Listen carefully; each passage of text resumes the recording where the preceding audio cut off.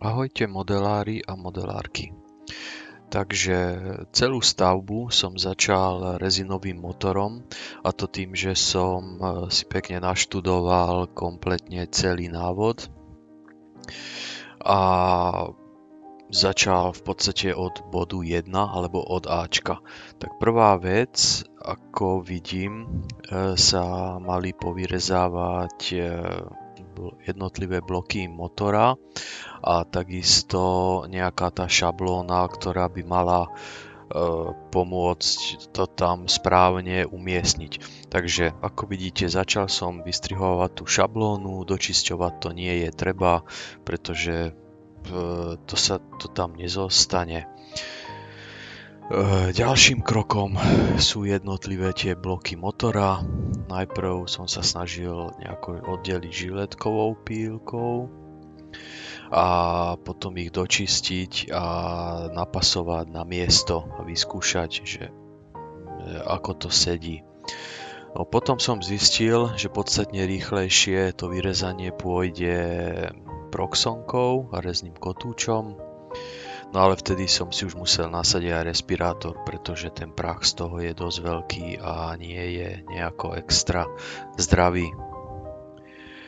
Keď som už všetky bloky mal povyrezávané, tak som sa to snažil napasovať na miesto aj za pomoci tej šablóny. Ako vidíte, niektoré dieliky som musel viacejkrát ešte dočistiť a vložiť na miesto. Ďalším krokom išli tam nejaké tyčky, ku ktorým neboli v tej stavebnici, takže som sa to snažil narezať z nejakého drôtika. Neviem, či sú to nejaké stabilizačné tyčky, alebo len také, ktoré držia vlastne tie jednotlivé bloky od seba na určitú vzdialenosť, je to na fixáciu. Neviem presne, k čomu slúžia, ale potom, čo som ich vyrezal v danej dĺžke, tak som ich začal aj nalepovať na miesto. Nebolo to úplne jednoduché, nevždy to tam chcelo zostať. To sekundové lepidlo, trvalo mu trošku dlhšie, kým to tam chytilo a tak ďalej. Ďalším krokom potom, ako vidíte, nejaké ďalšie drobnosti. Nie celkové možno, nie sú to výfuky, ale neviem. No v každom prípade tá celá stavba pokračovala vyrezávaním jednotlivých dielikov a zlepovaním k sebe podľa návodu. Ďalšou časťou bolo už nastriekanie jednotlivých dielov. Ako vidíte, niektoré časti išli, vlastne všetko som nastriekal najprv čiernym primerom, no a potom niektoré tie bloky motora nejakou striebornou. Myslím, že je úplne jedno, akým sa to dá nejakou kovovou farbou, aby to malo nádych kovu, tak sa to potom ešte vošuje a podobne. A niektoré časti zostali rovno čierne. A potom štecom som ešte domalovával jednotlivé nejaké tie drobnosti podľa návodu. Tak pokračovanie, zase vystrihávanie nejakých ďalších detailov. Neviem, či toto nebol hasiaci prístroj alebo nejaká hasiaca časť. Potom, ako vidíte, som sa snažil dostať dole nejaké tie držiaky na ten motor, s ktorým nejaké také kovové držiaky, ktoré je prichytený ten motor k trupu. Dočisťoval som samozrejme všetko celkom podrobne, a to hlavne skalpelom. Potom ďalšie časti sa vystrihovávali proxonkou podľa toho, ako to išlo najlepšie. Tu už nejak striekam zase primerom, nejakým čiernym, úplne jedno, aký sa na to použije podľa mňa, nejaký čierny primer. Toto sú výfuky už, ale nie sú ešte oddelené. A držiak na ten motor, to je tiež nejaká taká kovová časť. A podľa návodu tieto časti sú celkom hrdzavé, takže som na to použil rovno nejakú hrdzu od Revelu. Keďže je to akrylka, trebalo ju viacej nariediť, takže tých vrstiev tam išlo možno aj 3-4 tenké vrstvy. Ale tá farba celkom, alebo ten pigment bol dobrý, takže celkom dobre tá farba tam držala. Ďalším krokom bolo domalovávanie nejakých detailov. V tomto prípade myslím, že je to hasiaci prístroj na tom držiaku, ktorý v prípade potreby sa mohol použiť.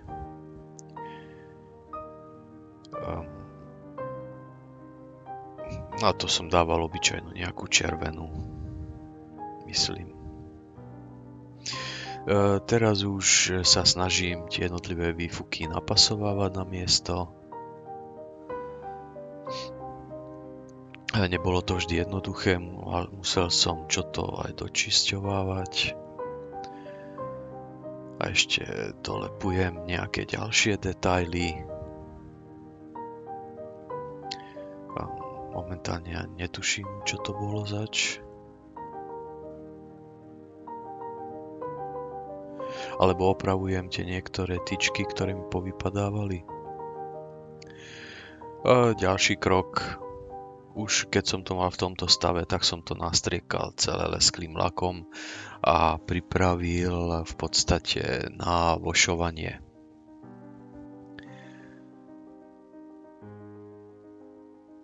Nejako extra som sa nesnažil to mať dokonale nalakované, takže voš som pripravil najprv nejaký taký šedý, a to obyčajný white spirit, a zoberiete hociakú šedú olejovku, po prípade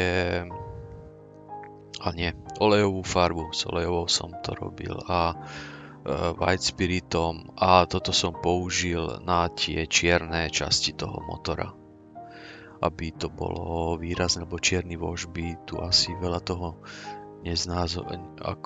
nezvýraznil. Po šedom voši išiel ešte čierny voš, to na tie kovové časti.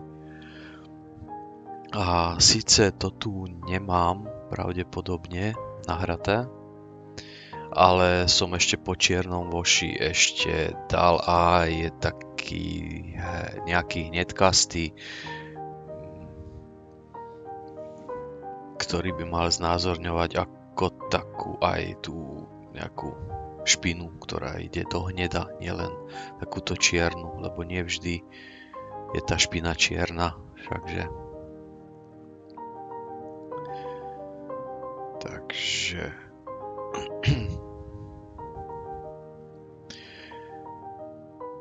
keď som to mal navošované, tak ešte ďalšou časťou tie výfuky mali byť hrdzavé, a keďže boli nastriekané len to nejakou základnou hrdzavou farbou, tak som sa ešte tú hrdzu snažil na niektorých miestach trošku zvýrazniť.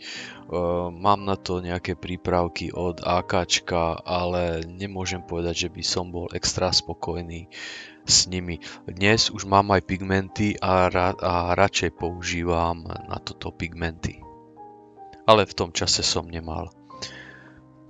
Keď sa ten voš ako tak usušil, tak niektoré tie časti, kde som si myslel, že je toho viac ako by bolo potrebné, tak som sa týmito tyčinkami na čistenie uší snažil zotrieť. Išlo to celkom dobre, ale až tak veľa som z toho nepotreboval zotierať, pretože ten motor je dosť členitý, takže tá špina sa tam mala kde ako zatiecť. Po Po tomto som tam ešte hodil matný lak, keďže sa to nemusí lesknúť, a nakoniec ešte skontroloval, že ako to celé vyzerá takto dokopy. Takže toto je výsledok, ako môžete vidieť. A myslím, že motor môžem vyhlásiť aj za hotový. Takže na dnes toľko to. Majte sa. Čaute.